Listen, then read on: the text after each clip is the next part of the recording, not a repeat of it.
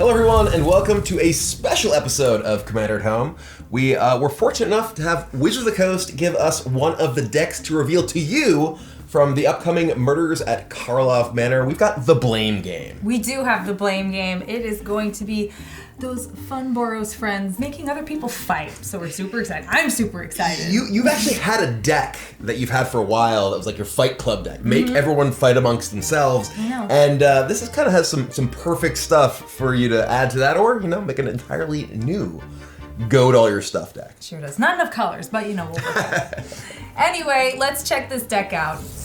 First off, we have Nellie Borka, Impulsive Accuser. She's 2 in Boros, a legendary human detective that's 2/4.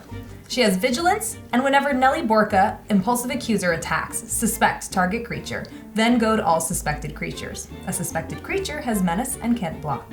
Whenever one or more creatures an opponent controls deals combat damage to one or more of your opponents, you and the controller of those creatures each draw a card. So this is the face commander of the deck. Not only is she, apparently going around accusing everyone, but works very well with any kind of goad effects, anything that encourages your opponents to attack one another rather than you. Plus you get a bonus. It gives you and them a bonus. So by itself. Thanks for letting me finish my thought. It gives you a bonus, and the person that's attacking obviously has an incentive to do so as well. So tells you where the deck is going. Yeah, sets the tone. There is as usual, a backup commander. Let's check it out. Of course. That's Feather Radiant Arbiter. She is red, white, white for a legendary angel that's a 4/3 with flying and lifelink. Whenever you cast a non-creature spell that targets only Feather Radiant Arbiter, you may choose any number of other creatures that the spell could target and pay 2 more for each of those creatures. If you do, for each of those creatures, copy that spell. The copy targets that creature. Copies of permanent spells become tokens.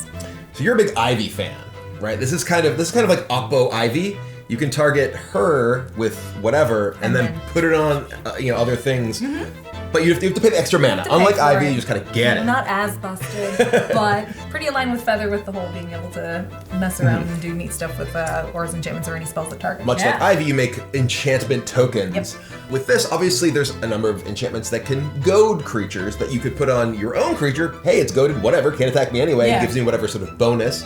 There may be stuff like Shiny Impetus in this deck. Spoiler, there is.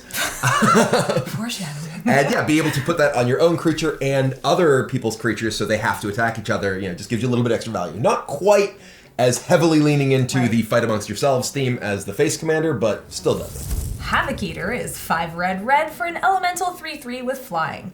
When Havoc Eater enters the battlefield, for each opponent, goad up to 1 target creature that opponent controls. Put X +1/+1 counters on Havoc Eater, where X is the total power of creatures goaded this way. That's a big one. That's a big boy. It's Lorgen in charge. Yeah, I mean this is kind of everything you want from something in a deck that's looking to make people fight amongst themselves. Oh, absolutely. It makes them fight. Goading a bunch of their creatures. You want to goad their big creatures already because you want to hit them with big creatures, and then this becomes a huge creature. By the way, it's flying. Yeah. So all 3 of you fight to the death, and I'm gonna kill whoever's left. And when you're done, I got you. Yeah. Okay, that's a scary. Yeah. Wow. Havoc Eater's a hoss. It's 7 mana. 7 mana is a lot in most of the world, but in the Commander world, it's doable. It is doable. affordable. Next up is Hot Pursuit, 1 and a red for an enchantment. When Hot Pursuit enters the battlefield, suspect target creature an opponent controls. As long as Hot Pursuit remains on the battlefield, that creature is also goaded. At the beginning of combat on your turn, if 2 or more players have lost the game, gain control of all goaded and/or suspected creatures until end of turn. Untap them, they gain haste until the end of turn. There's a lot going on here, right? So you play this. This makes me think too hard for red. there's it really I thought red is just play die. Well, I mean, as a red card, you can be like, you play it, and that guy has to attack. Right. Boom. Cool. You can just do that, right? Because the suspect mechanic, Yeah. It means the thing has menace and cannot block. Right. Well, it's goaded anyway, Right. because of this effect, Yeah. as long as this remains in play. So, it's going to have to attack, opponents it's harder to block. Exactly. You want one of your opponent to defeat the other 2 for you. And then fight them in single combat. And then you're like, all right, well, I've goaded all your stuff, I've suspected all your stuff, now it's mine and it's coming after you. Right. So this is kind of an interesting way that you could end the game with a goad deck, because typically goad, as soon as it's down to 2 players, it doesn't do anything. Right. Right? all of your effects no longer have any kind of meaningful impact. Whereas this, it means, hey, you built your deck full of goad stuff, and now it's 1v1. It still matters, and not only does it matter, it matters a lot. This is what happens when you play Slicer, and you've gotten everybody down to one, and you're like, well, now it's what? me and you now. Oh no! And you gotta close it. So yeah, hot There you go. definitely, that's your closer. Goes right in your slicer deck. Yeah. Oh boy. Does it? I don't know. I don't either. I had the Spike Feeders build that one. It's CDH. I don't know what I'm doing. Next up is Immortal Obligation. 1 and a white for an instant. Return target creature card from an opponent's graveyard to the battlefield under their control with a duty counter on it. For as long as that creature has a duty counter on it, it is goaded, can't attack you or a permanent you control, and can't block creatures you control. This is very interesting. It's a reanimation spell for someone else, But like they have to fight amongst themselves with it. yeah. And this is also very interesting if you play as someone who plays like I think it's Beamtown Bullies, Yeah. the one that can reanimate stuff from your graveyard under the play of other players. I believe so, yeah. And you like put stuff like Leveler or Phage in your graveyard to give to the other people and make them lose. Yeah, exactly. Well, this is the perfect counter to that person. It's like, oh, you have a Leveler in your graveyard? Boom, your deck is gone. Check this out. Also, if you have friends who play like Reanimator decks, this is a great way to like force them to reanimate something that can't get you. Like, you can actually respond to like a reanimate with this. It's like, Yeah. oh, you're gonna get still that, get it. but it can't get me.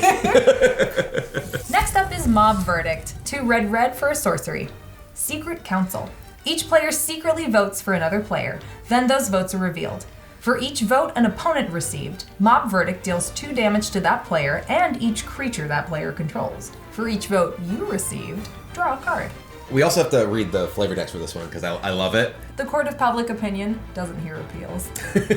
This is really interesting because obviously lots of voted cards, it's like, you have some sort of edge in them. This one specifically, it's like, well, you just draw a card. It's not like, there's like something slightly worse for you. This is just, hey, you draw a card. So you can just vote for yourself, draw a card, or if like there's a bunch of small creatures around, or everyone can just agree that, hey, that guy's out of control. Right. Boom, 6 damage to them and all their creatures, and they vote for someone, maybe you draw a card. Very much again. Whatever you guys decide, I don't listen, care. I'm coming out ahead. This wasn't my fault. This wasn't you did this. You did this yourselves. You cast the votes now. Otherworldly Escort is 3 and a white for a human detective that's a 4/3 with flash. When Otherworldly Escort dies, if it's not a spirit, return it to the battlefield under its owner's control with 4 charge counters on it. It's a spirit detective. It's no longer a human. 1 and a white and tap, remove a charge counter from Otherworldly Escort. Destroy target creature that dealt damage to you this turn. I will say the first thing that I thought when I saw this was that it kind of looks like it was from Doctor Who. Like the art kind of just looks like, It is that kind of like barely hyper realism. This is a person I could see on the street. This is a guy in the streets of London, right? Like, but he's got magical powers. That's not a sonic screwdriver or whatever, but it's another like just, hey, don't attack me, right? Some of the things they're goad effects. They're things that, make your opponents attack one another or give them specific incentives to attack one another. This is a card that just has an incentive to not mess with you. And all those put together is kind of the idea of the deck. The white is, hey, stay away from me. The red is, go beat each other up. Right, yeah. And it's not like as aggressive as something like No Mercy or a Tesa where it's, if you get dealt the damage, the creature's gone. Yeah. But it's well, I could. Yeah, hey, it's right here. Prisoner's Dilemma. Yes. 3 red for a sorcery. Can you guess what this card does? Each opponent secretly chooses Silence or Snitch, then the choices are revealed. If each opponent chose Silence, Prisoner's Dilemma deals 4 damage to each of them. If each opponent chose Snitch, Prisoner's Dilemma deals 8 damage to each of them. Otherwise, Prisoner's Dilemma deals 12 damage to each opponent who chose Silence. Flashback 5 red. I love this card. Both, I think, like the gameplay of this seems like it'd be very fun, but also it's just an homage to like the classic game theory problem of the Prisoner's Dilemma. Which, if you go look up the game theory matrices of the Prisoner's Dilemma, it's just a very interesting thing where it's like, yeah, well, the best solution for all of us is to stay silent if all of us stay silent.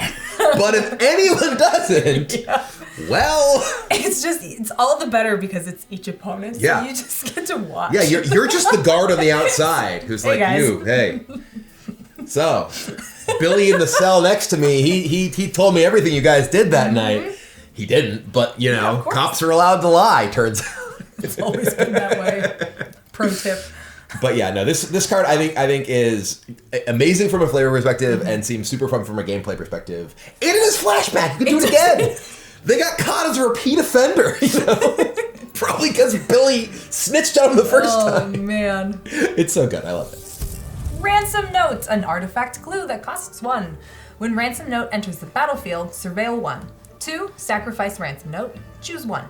Cloak, the top card of your library. Go to target creature, draw a card. Cloak is a new mechanic, which is basically you put a card into play face down, and is a 2/2, much like Manifest, but it has Ward 2 as well. Yeah.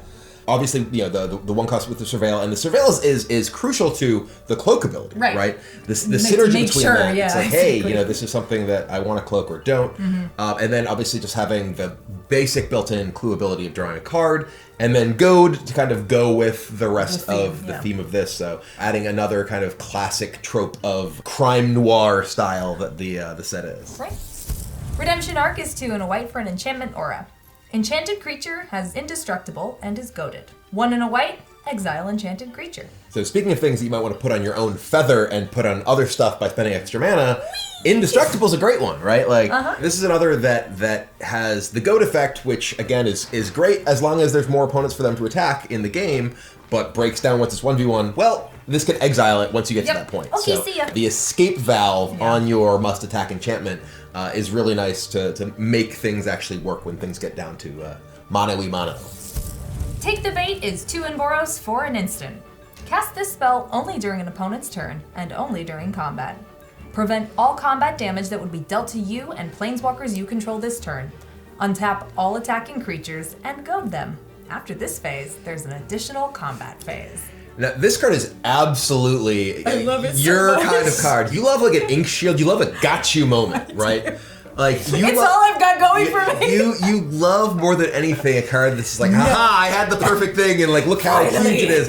And this is that, right? This is like, you know, like you want to attack me? Come on, attack with everything. You know. Well, I've got nothing, guys. I don't know what you want from me. So now, yeah, if you've got 4 in red, white open, will. It does cost 4 mana, so it's hard to be like, well, clearly I don't have anything because I'm holding a bunch of mana. Unless you're mean, you really don't. Maybe it's late in the game and you're just like, you know, you're just like really hamming it up, like drew another land, you know, and someone's like, all right, I'm gonna attack you, put out of your misery, and you're like, ha. But also, it's so sweet. you can, like, if someone attacks someone else, like say it's still 4 players left in the game, right? One of your opponents all out swings at another one, you can still just cast this and make them attack the other one. Yeah. So it just is down to you and the other opponent. And say you have Hot Pursuit in play, well, they're all goaded, and now you get them and kill them, right? Like it's actually kind of perfect to set up that, like, you know, you didn't even attack anyone with your own creatures, but you killed everyone. Yeah. So I think this card is... I like Take the Bait a lot. This is the sort of card that, like I said, you love, I'm sure a lot of you out there will love, and will be telling some stories about when time comes. I'm only going to be able to do this like once. I'm going to slow roll it. It'll take months. It won't be until the end of this year or something, but I will make it happen. It'll be like 2027. You're like, finally, got you. You forgot all about this. There's 6 cards better than it now. Trouble in Pairs is 2 white for an enchantment. If an opponent would begin an extra turn, that player skips that extra turn instead. Whenever an opponent attacks you with 2 or more creatures, draws their second card each turn, or casts their second spell each turn, you draw a card. So this is less of a like, hey, you really want to, you know, make people fight amongst themselves, and more just a kind of a general value card. Yeah. Because this is a lot of conditions that you can get value off of. It's not one of the taxing cards like a Studies or a Tithe where you have to interfere with someone's turn to make sure the trigger is going to happen. This one is, they did it, this happens, I don't need input from you, you don't have to expend any mental energy on it, it is simply something I have to track and be like, I will draw a card, unless you're going to counter an activated ability, or a triggered ability, excuse me. It's a beneficial enchantment that sets you up, lets you get an advantage, but also doesn't add to the mental load of the table. And we love that. It's good design and it's great. So keep doing it. Yeah, we like these. Yeah. Heuristic Study, boo. Trouble in Pairs, yay. And it does work with the dissuade them from attacking you. Yeah, because, absolutely. Because then you get the advantage. If one thing, fine. 2 things, no, I'm gonna get a card. So, but that is our final new card in this deck. There's a lot of reprints though. There are obviously, you know, a lot of cards that are great at messing with your opponent's game, forcing them to attack each other, giving them reasons to not attack you or to attack one another. So see if you can spot the synergy with all the fun cards that are getting reprinted. For creatures, we have Angel of the Ruins, Darien, King of Keldor, Keeper of the Accord, Lauren of the Third Path, Selfless Squire, Stalking Leonin, Sun Titan, Windborn Muse, Vengeful Ancestor, Anya, Merciless Angel, Boros Reckoner, Agitator Ant, Itali, Primal Storm, Fiendish Duo, Frontier Warmonger, Kazul, Tyrant of the Cliffs, Gisela, Blade of Gold Knight, Brash Taunter, Solemn Simulacrum, Steel Hellkite, Orzhov Advocist, Wall of Omens, and Ancient Stone Idol. I will say the card in there that stands out the most to me is the "Hey, don't attack me." The Stalking Leonin reminds me of a game that I think you were playing with me, where there were two different people who had Stalking Leonins in play. One was a Stalking Leonin that was a real one was a copy, and I had a 300 power Mowu. Mm-hmm. Like, I wonder what creature they named with Stalking Leonin. Yes, I do remember that. Pick a creature secretly. Any creature! What could it be? For Planeswalkers, we've got just one, Elspeth, Sun's Champion. She's a good one, though. She's a good one. Yeah, she's alright. For our enchantments, we've got Duelist Heritage, Ghostly Prison, Smuggler's Share, Curse of Opulence, Rite of the Raging Storm, Shiny Impetus, Vow of Duty, Seal of Cleansing, Soul Snare, Martial Impetus, Vow of Lightning. In our instants and sorceries, we've got Comeuppance, All-Star. A favorite of yours. It's just so good. Promise of Loyalty, Savin's Reclamation, Winds of Wrath, Disrupt Decorum, Spectacular Showdown, Deflecting Palm, and Gideon's Sacrifice. For our non-mana artifacts, we've got Bloodthirsty Blade and the Tome of Legends. For the mana artifacts, an Arcane Signet, a Felwar Stone, a Mind Stone, Talisman of Conviction, Thought Vessel, and of course, Soul Ring.